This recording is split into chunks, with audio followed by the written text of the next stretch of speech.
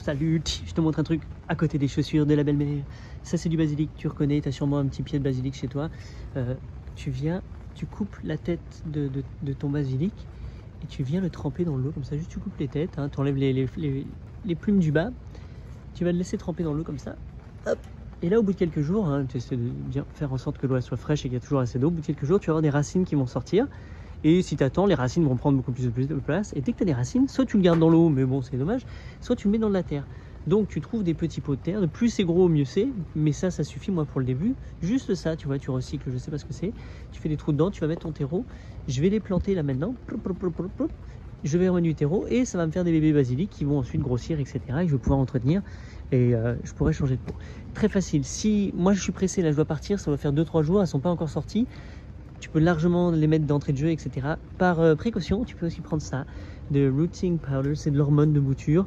C'est de la poudre blanche que tu vas juste saupoudrer un peu en bas des tiges, là, et quand tu les mets comme ça dans l'eau, dans la terre, et tu peux mettre les 3 ici, hein, sans problème, et ben elles vont bien s'enraciner, ça va aller beaucoup plus vite.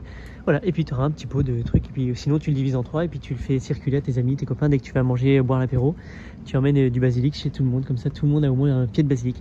Ça c'est un pied de basilic, tu vois, beaucoup plus grand dans un pot.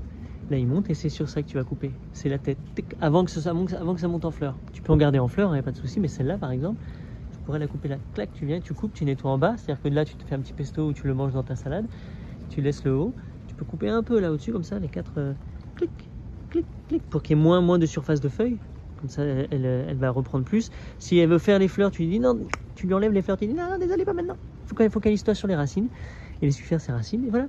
Et après, tu as des bébés. Et voilà, moi, je suis en train d'en implanter un petit peu partout, là, dans un un truc de balcon. Je vais avoir du basilic, de la sauge, de la menthe que je vais garder, elle, enfermée. En fait, je vais garder son pot. Eux, ils vont être en racine directement. Là, il y a des petits oignons verts. Je vais rajouter d'autres trucs, tu vois. Je vais essayer de peut-être mettre un ou deux bouquets de persil, des petits trucs, tu vois. Même si c'est en miniature, tu as tout ce qu'il te faut devant sur ton balcon, devant chez toi. Voilà. Ciao.